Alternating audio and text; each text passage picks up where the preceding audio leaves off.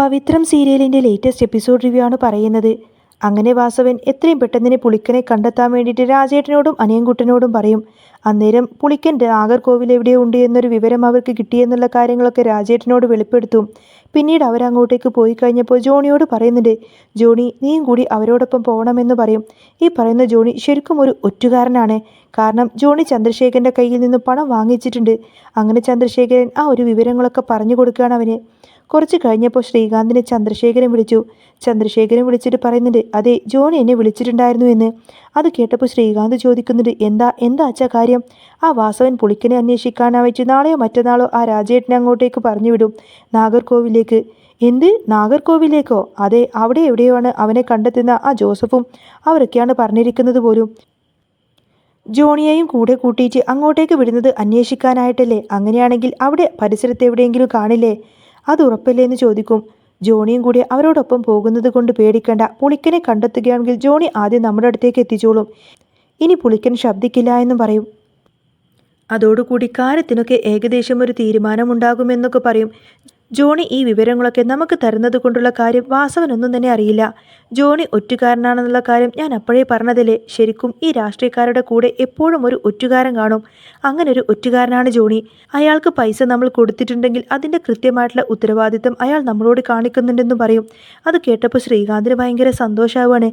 അങ്ങനെയാണെങ്കിൽ എത്രയും പെട്ടെന്ന് തന്നെ അവനെ കണ്ടെത്തണം, ആ പുളിക്കനെ. അവൻ ഇനി ജീവിച്ചിരിക്കുന്നത് നമുക്ക് അപകടമാണെന്നും പറയും. അവനെങ്ങാനും ഇനിയിപ്പോൾ ശ്രീനിവാസൻ്റെ ആൾക്കാർക്കോ അല്ലെങ്കിൽ ഈ പറയുന്ന രാജേട്ടനോ വിക്രമിനോ ആർക്കെങ്കിലും പിടികൂടിക്കഴിഞ്ഞാൽ പിന്നെ അതോടെ തീർന്നു നമ്മുടെ കഥ. അതോടുകൂടി പിന്നെ അവൻ കോടതിയിൽ എല്ലാ സത്യങ്ങളും വിളിച്ചു പറയും. അത് കേട്ടപ്പോൾ ചന്ദ്രശേഖരൻ പറയുന്നുണ്ട്, അതൊന്നും ഓർത്തിട്ട് നീ പേടിക്കണ്ടടാ മോനെ. അതിനില്ലേ ഞാൻ ഈ ജോണിയെ കയ്യിലെടുത്തിരിക്കുന്നത്. അങ്ങനെ അവനെക്കുറിച്ച് എന്തെങ്കിലും ഒരു വിവരം കിട്ടിയാൽ അപ്പോൾ തന്നെ എന്നെ വിളിക്കും. പിന്നെ എൻ്റെ അടുത്തേക്കായിരിക്കും കൊണ്ടുവരുന്നത്. ആ കാര്യം ഓർത്തിട്ടൊന്നും നീ പേടി വേണ്ട എന്നൊക്കെ പറയാണ് ചന്ദ്രശേഖരൻ. അതോടുകൂടി തന്നെ ശ്രീകാന്തിന് ഭയങ്കര സന്തോഷവും സമാധാനമൊക്കെ ആവുകയാണ്. ഈ സമയത്ത് തന്നെ വിക്രം വേദയോട് പറയുന്നുണ്ട്, അതെ എനിക്ക് അമ്മയെ ഒന്ന് കാണാൻ പോകണമെന്ന്. അത് കേട്ടപ്പോൾ വേദ പറയുന്നുണ്ട്, എന്ത്, അമ്മയെ കാണാനോ?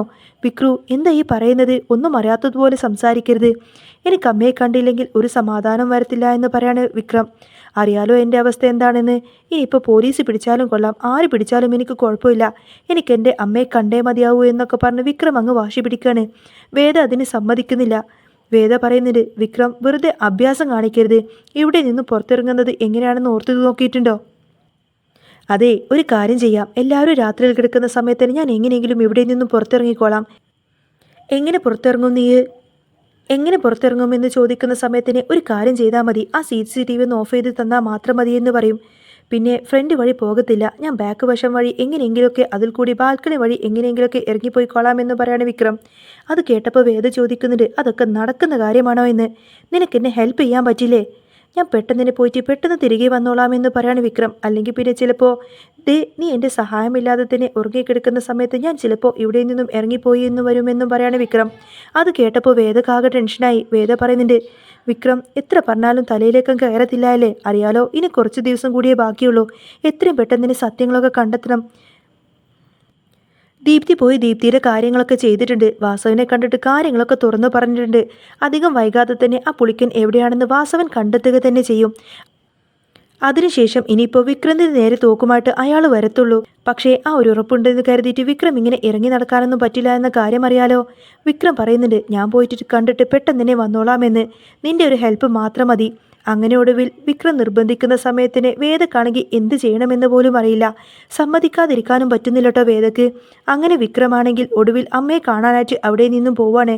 അന്നേരം അതിൻ്റെ എല്ലാവിധ സപ്പോർട്ടും തന്നെ വേദ ചെയ്തു കൊടുക്കും. വിക്രം അവിടെ നിന്നും പോയി ഒടുവിൽ വിക്രം അങ്ങ് ഹോസ്പിറ്റലിലേക്ക് എത്തുകയാണ്. ഹോസ്പിറ്റലിലേക്ക് എത്തിയപ്പോൾ മാഷും കമലമ്മയൊക്കെ രാത്രിയായിരിക്കും അവിടെയുള്ളത്. അവിടെ അടുത്ത് വേറെ ആരും ഉണ്ടായിരിക്കില്ല. എല്ലാവരും വീട്ടിലേക്ക് പോയിട്ടുണ്ടാവും. അങ്ങനെ ഹോസ്പിറ്റൽ മുറിയിലെ കതക് മുട്ടുന്ന ആ ഒരു ശബ്ദം കേട്ടപ്പോൾ ആദ്യം മാഷ് ഓർത്തത് നഴ്സുമാരായിരിക്കും എന്നാണ്. അതുകൊണ്ട് തന്നെ പോയി അങ്ങ് കതക് തുറന്നു കൊടുത്തപ്പോൾ വിക്രമിനെയാണ് കാണുന്നത്. ഒരു മാസ്കൊക്കെ വെച്ച് തലവഴി ഷോളൊക്കെ ഇട്ട് മൂടിയിട്ട് വന്നിരിക്കുകയാണ് വിക്രം. പെട്ടെന്ന് ആരെങ്കിലും കണ്ടാൽ തന്നെ തിരിച്ചറിയാൻ പാകത്തിനല്ല. പക്ഷേ മാഷിന് ഒറ്റ നോട്ടത്തിൽ തന്നെ വിക്രമിനെ മനസ്സിലായി. എൻ്റെ മോനെ എന്നൊക്കെ പറഞ്ഞ് വിക്രമിനെ അങ്ങ് കെട്ടിപ്പിടിച്ച് അകത്തേക്ക് കൂട്ടിക്കൊണ്ടുപോവാണ് സുധാകരൻ മാഷ്. കമലമ്മ പതുക്കെ മയക്കത്തിലായിരുന്നു. ആ സമയത്തന്നെ പിന്നീട് കമലമ്മയെ വിളിക്കും. അമ്മയെന്ന് പറഞ്ഞുകൊണ്ട് തന്നെ വിക്രം വിളിച്ചു കഴിഞ്ഞപ്പോൾ കമലമ്മ പെട്ടെന്ന് ഞെട്ടിച്ചങ്ങ് കണ്ണു തുറന്നു. മോനെ മോനെ മുന്നിൽ കണ്ടു കഴിഞ്ഞപ്പോഴേക്കും കമലമ്മക്ക് പിന്നെ എന്ത് ചെയ്യണമെന്ന് പോലും അറിയില്ല. കമലക്ക് ഭയങ്കര സന്തോഷമായി. എൻ്റെ മോനെ, നീ എന്നെ കാണാൻ വന്നല്ലോ എന്നൊക്കെ പറഞ്ഞുകൊണ്ട് തന്നെ, എടാ ഇനി എങ്ങാനും പോലീസിൽ നിന്നെ അന്വേഷിച്ചു വരുമോ? വേദമോൾ എന്നോട് വന്നിട്ട് കാര്യമെല്ലാം തന്നെ പറഞ്ഞിരുന്നു. വേദമോളുടെ അടുത്ത് നീയുണ്ട്, നിനക്കൊരു പ്രശ്നമുണ്ടാകത്തില്ല, നീ സേഫായിരിക്കുമെന്നൊക്കെ പറഞ്ഞപ്പോഴാണ് എനിക്ക് ശരിക്കും അങ്ങ് സന്തോഷമായത് എന്നൊക്കെ പറയും. വിക്രം പറയുന്നുണ്ട്, അതേ അമ്മേ, അവൾ എന്നെ സേഫായിട്ട് കൊണ്ടുപോയി അവളുടെ വീട്ടിൽ നിർത്തിയിരിക്കുകയാണെന്നൊക്കെ പറയും. അവളുടെ വീട്ടിലാണ് ഞാനെന്ന് ഇതുവരെയായിട്ടും ആർക്കും അറിയത്തില്ല. 1-2 പ്രാവശ്യം പോലീസൊക്കെ എന്നെ അന്വേഷിച്ച് അവിടെ വന്നിരുന്നു. പക്ഷേ ഇതുവരെയായിട്ടും ഞാൻ പിടികൊടുത്തിട്ടില്ല എന്നൊക്കെ പറയും. അതൊക്കെ കേട്ട് കഴിഞ്ഞപ്പോൾ സുധാകരൻ മാഷ് പറയുന്നുണ്ട്, എടാ മോനെ, ഇനി നിന്റെ പിന്നാലെ പോലീസുകാരെങ്കിലും ഇങ്ങോട്ടേക്ക് വരുമോ എന്ന്. ഏയ്, അങ്ങനെയൊന്നും ഉണ്ടാവില്ല അച്ഛാ. അച്ഛൻ ധൈര്യമായിട്ടിരിക്ക് മോനെ. നീ ഒരു കാര്യം ചെയ്യ്, നീ തെറ്റൊന്നും ചെയ്തിട്ടില്ലല്ലോ. അങ്ങനെയാണെങ്കിൽ എത്രയും പെട്ടെന്ന് തന്നെ പോയിട്ടിട്ട് പോലീസിന് സറണ്ടർ ആവാൻ പറയും. സറണ്ടർ ആവാനോ എന്ന് ചോദിച്ചുകൊണ്ട് തന്നെ ഭയങ്കരമായിട്ട് അങ്ങ് ടെൻഷൻ അടിക്കുകയാണ് കമല. അതേ കമലെ, സറണ്ടർ ആയാൽ പിന്നെ നമുക്ക് പ്രശ്നമൊന്നുമില്ല. വേദ ഉണ്ടല്ലോ. വേദ ഉള്ളത് കൊണ്ട് തന്നെ ഒന്നും ചെയ്യാനും പറ്റത്തില്ല. വേദ നിന്നെ അവിടെ നിന്നും ഇറക്കിക്കോളും എന്നൊക്കെ പറയാണ്. നീ നിരപരാധിയാണെന്ന് അവൾ തെളിയിച്ചോളും. അതുകൊണ്ട് നീ ധൈര്യമായിട്ട് തന്നെ ഇരിക്കാൻ പറയാണ് കേട്ടോ മാഷ്. പക്ഷേ അച്ഛാ, ഇപ്പം സറണ്ടർ ആയിട്ടുണ്ടെങ്കിൽ ശരിയാവുമെന്ന് തോന്നുന്നില്ല. ഇതിൻ്റെയൊക്കെ പിന്നിൽ ചിലപ്പോൾ വലിയ കളികൾ കാണും. സറണ്ടർ ആവാൻ ഞാൻ ചിലപ്പോൾ അങ്ങോട്ടേക്ക് ചെന്നിട്ടുണ്ടെങ്കിൽ എന്നെ ലോക്കപ്പിലായിരിക്കില്ലേ കൊണ്ടുപോകുന്നത്? അച്ഛൻ അറിയാലോ. അപ്പോൾ അങ്ങനെയുള്ള സാധ്യതകളെക്കുറിച്ചൊക്കെ ചിന്തിച്ചിട്ട് കാര്യമില്ല. പിന്നീട് വിക്രം പറയുന്നുണ്ട്, എന്താണെങ്കിലും കുറച്ച് ദിവസം കഴിയട്ടെ അച്ഛാ. ഒരു 5-8 ദിവസത്തിൽ തന്നെ എൻ്റെ സത്യാവസ്ഥ എന്താണെന്ന് പുറത്തു കൊണ്ടുവരിക തന്നെ ചെയ്യും. ഇതിൻ്റെയൊക്കെ പിന്നിൽ ആരാ കളിച്ചിരിക്കുന്നതെന്ന് വരണേ. വരുണിനെ കൊല്ലാനായിട്ട് ആരാണ് ഓർഡർ ഇട്ടത് എന്നുള്ള കാര്യമൊക്കെ അറിഞ്ഞു കഴിഞ്ഞാൽ പിന്നീട് പേടിക്കേണ്ട കാര്യമൊന്നുമില്ല. പിന്നെ ധൈര്യമായിട്ടിരിക്കാം അച്ഛനെ. അച്ഛൻ ധൈര്യമായിട്ടിരിക്ക്, ഞാനൊരു കുറ്റം ചെയ്തിട്ടില്ല എന്ന് വേദ തെളിയിക്കുമെന്നും പറയാണ് വിക്രം.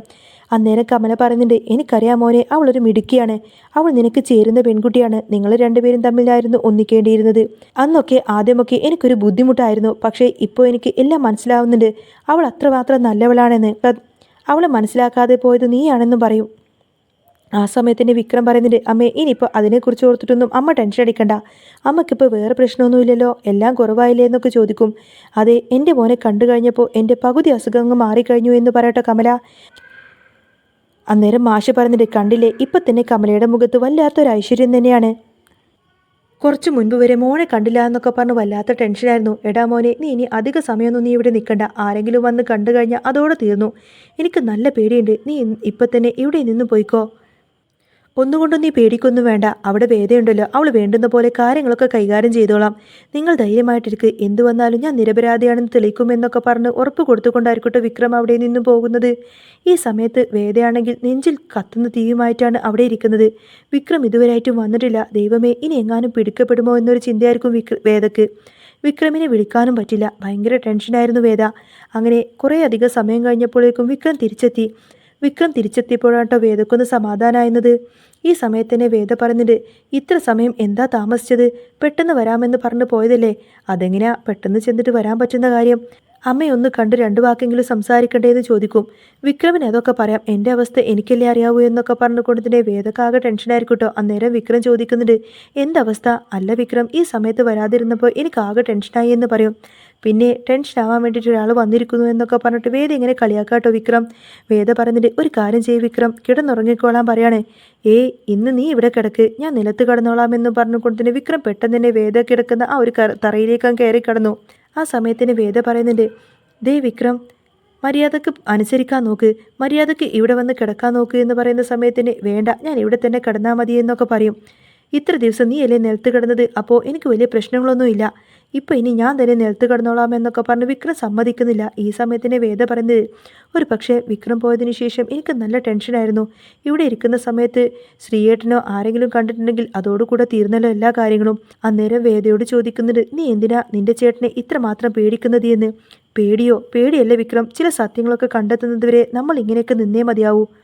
വിക്രം പറഞ്ഞിട്ട്, ഞാൻ മുമ്പ് തൊട്ട് ചോദിക്കണമെന്ന് ഓർത്തെടുത്താണ്. നിന്നോട് ഒരു വട്ടം കൂടി ഞാൻ ചോദിച്ചിട്ടുണ്ട്, അതിന് നീ മറുപടിയൊന്നും പറഞ്ഞില്ലല്ലോ. നിനക്കെന്നെ ഇത്രക്കധികം ഇഷ്ടമാണെന്ന് എനിക്കറിയാം. അത്രമാത്രം ഇഷ്ടപ്പെട്ടിട്ട് നീ എന്തിനാ ആ വീട് വിട്ട് പോകുന്നത് എന്ന് ചോദിക്കും. അതിനുള്ള ഉത്തരം എനിക്ക് കിട്ടിയേ മതിയാവുള്ളൂ എന്നൊക്കെ പറയാട്ടോ. ആരോ ഒരാൾ കാരണമാണ്. സത്യം പറ, നിന്റെ ശ്രീയേട്ടനാണോ അതിന് കാരണം? ഒരു ദിവസം ഞാൻ ഓർക്കുന്നുണ്ട്, ഞാൻ ശബരിമലയിലേക്ക് പോകാൻ മാലയിട്ട് പോകുന്നതിന് മുൻപ് നീ നിന്റെ ശ്രീയേട്ടൻ്റെ ഓഫീസിലേക്ക് പോകുന്നത് ഞാൻ കണ്ടിരുന്നു. അതിനുശേഷം നിനക്ക് കുറേയധികം മാറ്റങ്ങളൊക്കെ ഉണ്ടായി. സത്യം പറ, നിന്റെ ശ്രീയേട്ടനാണോ അതിന് കാരണക്കാരൻ എന്ന് ചോദിക്കാണ് വിക്രം. അന്നേരം വേദ പറഞ്ഞത്, അതെ, ചില സമയത്ത് നമ്മുടെ ചോരയുള്ളവർ തന്നെ നമ്മളെ ചതിക്കും. നമ്മൾ കൂടെ പിറപ്പാണെന്ന് കരുതിയിട്ട് നമ്മളെ തലയിൽ തന്നെ എടുത്തു വെക്കും. പക്ഷേ അവർ ശ്രമിക്കുന്നത് വേറെ പലതിനു വേണ്ടിയിട്ടായിരിക്കും. അതുപോലെ ഒരു ശ്രമം ഇപ്പോൾ നടന്നുകൊണ്ടിരിക്കുന്നതാണ്. വിക്രമിനോട് ഈ ഒരു ചതിയൊക്കെ ചെയ്തത് ആരാണെന്നറിയാമോ? ശ്രീയേട്ടനാണ് എന്ന് പറയാണ് വേദ. എന്ത്, ശ്രീകാന്തോ? അതെ, ശ്രീയേട്ടനാണ് ഈ ഒരു ചതിയെല്ലാം ചെയ്തത് എന്ന് വേദ അങ്ങ് തുറന്നു പറയും. അത് കേട്ടപ്പോൾ വിക്രം പറയുന്നത്, അങ്ങനെയാണെങ്കിൽ ഇന്ന് ഞാൻ കാണിച്ചു കൊടുക്കാം. ഇപ്പം തന്നെ ഞാൻ വലിച്ചിറങ്ങി ചോദിക്കും എന്ത് ചെയ്യണമെന്നൊക്കെ എനിക്കറിയാമെന്നൊക്കെ പറയാണ് വിക്രം. വേദ തനിക്കറിയാവുന്ന കാര്യങ്ങളൊക്കെ വിക്രമിനോട് പറയും. ശ്രീകാന്ത് അന്ന് ഫോണിലൂടെ സംസാരിച്ച കാര്യങ്ങളൊക്കെ പുളിക്കനും വിളിക്കുന്നതും എല്ലാം തന്നെ കേട്ട് കഴിഞ്ഞപ്പോൾ വിക്രമിനത് സഹിക്കാൻ കഴിഞ്ഞില്ല. വിക്രം പറയുന്നത്, അങ്ങനെയാണെങ്കിൽ അവനെ ഞാൻ ഇപ്പം തന്നെ ശരിയാക്കിക്കൊള്ളാമെന്നൊക്കെ പറഞ്ഞ് പുറത്തേക്ക് ഇറങ്ങാൻ തുടങ്ങുമ്പോൾ വേദ പെട്ടെന്ന് കയ്യിൽ അങ്ങ് പിടിച്ചു. എന്നിട്ട് പറയുന്നത്, എന്നാ ചെന്നങ്ങ് കയറി കൊടുക്ക്, അതുകൊണ്ട് വല്ലതും ആവോ വിക്രം? സത്യങ്ങൾ തെളിയിക്കാനല്ലേ വിക്രം ഇങ്ങോട്ട് വന്നിരിക്കുന്നത്? ഞാൻ ഇത്ര റിസ്ക് എടുത്തിട്ട് ഇവിടെ എന്തിനാ വിക്രത്തിനെ നിർത്തിയിരിക്കുന്നത്? സത്യങ്ങൾ പുറത്തു കൊണ്ടുവരാൻ വേണ്ടിയിട്ടല്ലേ? എടുത്തു ചാടി ഒരു തീരുമാനമെടുക്കാനാണെങ്കിൽ അത് എനിക്ക് തന്നെ നേരത്തെ ആവാമായിരുന്നു. പക്ഷേ എന്തുകൊണ്ട് ഞാനത് ചെയ്തില്ല? എല്ലാം ഒരു നിമിഷം കൊണ്ട് നശിപ്പിക്കാനാണെങ്കിൽ ചെന്ന് നശിപ്പിക്കാനൊക്കെ പറഞ്ഞുകൊണ്ടതിന് വേദങ്ങ് ദേഷ്യപ്പെടാണ് വിക്രമിനോട്. ഒടുവിൽ വിക്രം ഒന്നും മിണ്ടാതെ അങ്ങനെ തല താഴ്ത്തി നിൽക്കുകയാണ്. പിന്നീട് വിക്രമിനോട് വേദ പറയുന്നുണ്ട്, ദൈവത്തെ ഓർത്ത് കുറച്ച് ദിവസം കൂടി നിങ്ങളൊന്ന് ക്ഷമിക്ക്. എല്ലാ കള്ളത്തരങ്ങളും നമുക്ക് പുറത്തു കൊണ്ടുവരാം. അതിനു വേണ്ടിയിട്ട് ഞാൻ ശ്രമിച്ചുകൊണ്ടിരിക്കുകയാണ്, അല്ലാതെ കാര്യങ്ങളൊന്നും ശരിയാവില്ല. അങ്ങനെയൊക്കെ പറഞ്ഞ് വിക്രമിനെ സമാധാനിപ്പിക്കാട്ടോ വേദ. വിക്രമിൻ്റെ കയ്യിൽ മുറുകെ പിടിച്ചുകൊണ്ട് തന്നെ വേദ അവൻ്റെ കണ്ണുകളിലേക്ക് നോക്കി പറഞ്ഞു, ഇപ്പം നീ പുറത്തിറങ്ങിയാൽ തോൽക്കാൻ പോകുന്നത് നമ്മളല്ലേ വിക്രം? സത്യം പുറത്തു വരുന്നതുവരെ നമുക്ക് ഈ ഇരുട്ടിൽ നിന്നേ പറ്റൂ. വിക്രം പതുക്കെ ശാന്തനായി. ആ രാത്രി അവർ ഉറങ്ങിയത് വരാനിരിക്കുന്ന വലിയൊരു പോരാട്ടത്തിനുള്ള തയ്യാറെടുപ്പിലായിരുന്നു. പിറ്റേന്ന് നേരം വെളുത്തപ്പോൾ തന്നെ ദീപ്തിയുടെ ഫോൺ വന്നു. നാഗർകോവിലെ ഒരു പഴയ തോട്ടത്തിൽ പുളിക്കൻ ഒളിച്ചിരിക്കുന്നുണ്ട് എന്ന് ജോണി വഴി ചന്ദ്രശേഖരൻ അറിഞ്ഞിട്ടുണ്ട്. പക്ഷേ ജോണി അറിയാത്ത ഒരു കാര്യം, വാസവൻ ഇതൊക്കെ മുൻകൂട്ടി പ്ലാൻ ചെയ്തതായിരുന്നു. നാഗർകോവിലെ ആ ഒരു വിജനമായ തോട്ടത്തിൽ പുളിക്കനെ വളക്കാൻ ചന്ദ്രശേഖരൻ്റെ ഗുണ്ടകളെത്തുമ്പോൾ അവിടെ അവരെ കാത്ത് പോലീസും വാസവൻ്റെ ആൾക്കാരുമൊക്കെ ഉണ്ടായിരുന്നു. ഒരു വലിയ ഏറ്റുമുട്ടലിൽ പുളിക്കൻ പോലീസിൻ്റെ പിടിയിലായി. തന്നെ കൊല്ലാൻ അയച്ചവരാണ് ജോണിയെയും സംഘത്തെയും മനസ്സിലാക്കിയ പുളിക്കൻ രക്ഷപ്പെടാൻ വേണ്ടിയിട്ട് ശ്രീകാന്തിനെയും ചന്ദ്രശേഖരനെതിരെയുള്ള സകല തെളിവുകളും നിരത്തി. ശ്രീകാന്ത് നൽകിയ കൊട്ടേഷൻ ഓർഡറുകളും പണമിടപാടുകളും രേഖകളും പുളിക്കൻ തൻ്റെ രഹസ്യ സങ്കേതത്തിൽ സൂക്ഷിച്ചു. വാർത്തകളറിഞ്ഞ് വിരണ്ടുപോയ ശ്രീകാന്ത് നാടുവിടാൻ ശ്രമിച്ചുവെങ്കിലും വീടിൻ്റെ ഉമ്മർത്ത് തന്നെ വിക്രമും വേദയും പോലീസിനൊപ്പം തന്നെ അവരെ തടഞ്ഞു. കൂടപ്പിറപ്പിനെ ചതിച്ച നിനക്ക് വീടിൻ്റെ പടിയിറങ്ങാൻ ഒരർഹതയുമില്ല ശ്രീയേട്ടാ. വേദയുടെ ആ ഒരു വാക്കുകൾ ഒരു ചാട്ടുള്ളി പോലെ തന്നെ ശ്രീകാന്തിൻ്റെ നെഞ്ചിലേക്ക് അങ്ങ് തെരഞ്ഞു കയറി. തൻ്റെ അഹങ്കാരവും അധികാരവും മണ്ണിലടഞ്ഞത് കണ്ട് ശ്രീകാന്ത് ഇങ്ങനെ തല താഴ്ത്തി നിൽക്കുകയാണ്. പോലീസ് അവനെ വിലങ്ങ് വെച്ച് കൊണ്ടുപോകാൻ നോക്കുമ്പോൾ വിക്രം തൻ്റെ അച്ഛനെയും അമ്മയെയും അങ്ങ് ചേർത്ത് പിടിച്ചു. അധികം വൈകാതെ തന്നെ വിക്രം എല്ലാ കുറ്റങ്ങളിൽ നിന്നും വിമുക്തനായി.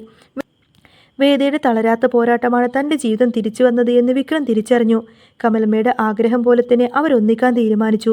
തകർന്നടിഞ്ഞ ഒരു കുടുംബത്തെയും പ്രണയത്തെയും സത്യത്തിൻ്റെ കരുത്തിൽ വേദ വീണ്ടും വീണ്ടെടുത്തു. പവിത്രമായ ആ ബന്ധം പുതിയൊരു പുലരിയിലേക്ക് വച്ചുപിടിക്കുന്ന ഒരു അടിപൊളി സൂപ്പർ രംഗങ്ങളാട്ടോ ഇനി വരാൻ പോകുന്നത്. അപ്പോൾ നിങ്ങൾക്ക് ഈ ഒരു ചാനൽ ഇഷ്ടമാവുകയാണെങ്കിൽ സബ്സ്ക്രൈബ് ചെയ്യാനും സപ്പോർട്ട് ചെയ്യാനും മറക്കല്ലേ. നെക്സ്റ്റ് വീഡിയോ ആയിട്ട് ഉടനെ വരാം. ബൈ.